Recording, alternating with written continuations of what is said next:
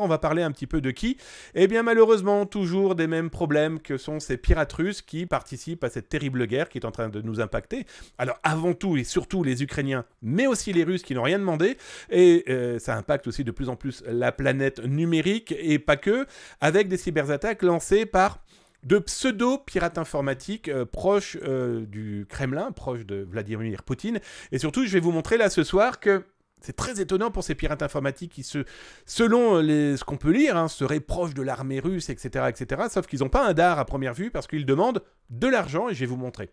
Alors d'abord, ils ont encore une fois lancé énormément d'attaques. Alors parmi les attaques plus ou moins marquantes, souvenez-vous, la semaine dernière, je vous ai montré qu'ils ont attaqué la Maison-Blanche, ils ont attaqué Starlink, ils ont attaqué le roi d'Angleterre. On a beaucoup entendu parler d'une attaque qui a visé l'Union européenne, le Parlement européen. Là, l'Ukraine accuse la Russie d'avoir piraté le site du Vatican. Alors, pour la petite info, ils n'ont pas piraté le site du Vatican.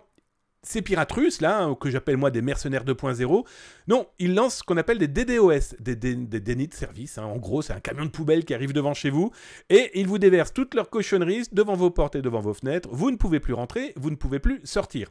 Alors, ils ont attaqué la Pologne, ils ont attaqué bien sûr l'Ukraine, ils ont attaqué la Lituanie. Là, je vous montre, ils ont attaqué la Lettonie ce matin. Voilà, ce matin, ils ont décidé qu'ils balançaient 50 cibles. C'est ce qu'ils font, ils balancent des cibles en espérant que leurs partisans, ou en tout cas malheureusement beaucoup d'adolescents, et par pitié, regardez aussi un petit peu autour de vos adolescents qui auraient envie de devenir activistes avec un grand H, ce que je peux comprendre, quelqu'un a envie de manifester pour une... Voilà, la manifestation fait aussi un moyen de se former, de s'éduquer, de donner ses idées. Sauf que ces pirates-là diffusent des logiciels. Et j'ai rencontré, moi, des mômes qui cliquent dessus sans véritablement savoir ce que ça peut provoquer. Et là, l'un des 3 logiciels qui ont été diffusés la semaine dernière ont permis de lancer ce genre de cyberattaque.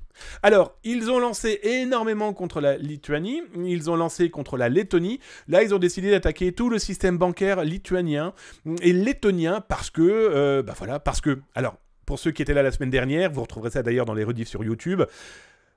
Derrière, on a des pirates informatiques qui, avant février, travaillaient avec tous les pirates de la planète, dont des pirates ukrainiens, et certains vendaient ce qu'on appelle des outils de DDoS. En gros, ils vendent des outils pour vous attaquer. Black Friday, vous voulez attaquer un concurrent, ils vous vendent l'outil, ils vous louent l'outil pour emmerder tout simplement votre concurrent.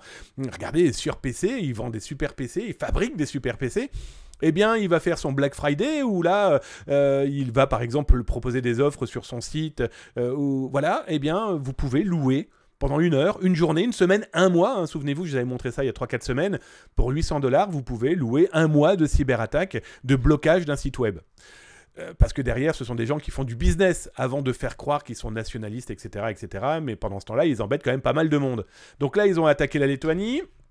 Hop, là je vous montre aussi qu'ils ont diffusé des messages à droite à gauche parce qu'ils souhaitaient attaquer le Vatican. Et là, vous avez l'un des membres qui dit « Bon, quelqu'un peut m'aider ?»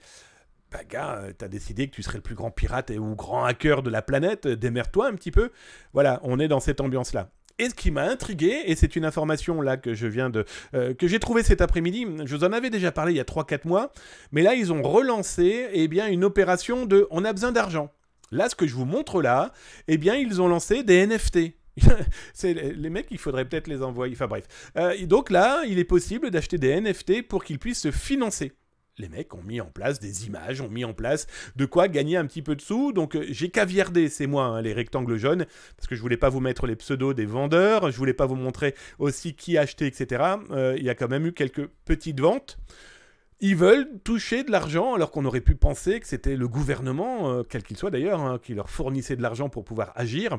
Bah là, à première vue, on leur a dit tu agis, mais en plus tu te démerdes, tu trouves des sous. Intéressant aussi, ils ont diffusé, alors pardon, mais je les ai caviardés, il n'est pas question de vous donner les adresses exactes de leur wallet en crypto-monnaie. On remarquera qu'ils acceptent aussi l'Ethereum ou le Monero. Dommage, ils n'ont pas de compte sur FTX. Mais voilà, ils demandent des dons, ils ont besoin d'argent pour agir, ils ont besoin d'argent, eh bien, pour continuer leur cyberguerre, qui pour ceux qui sont intéressés par le sujet, vous irez voir ça sur YouTube, vous tapez !! Help pour avoir toutes les commandes, pour savoir où trouver toutes ces vidéos. Très étonnant, hein, ces gens qui se disent nationalistes ou dans tous les cas qui veulent manifester mais qui réclament de l'argent. Et puis surtout, on se rend compte que derrière, ils ont des boutiques de ce qu'on appellera le black market. Black market qui leur permet de faire du business de cartes bancaires, de fuite de données. Voilà, c'est quand même complètement fou.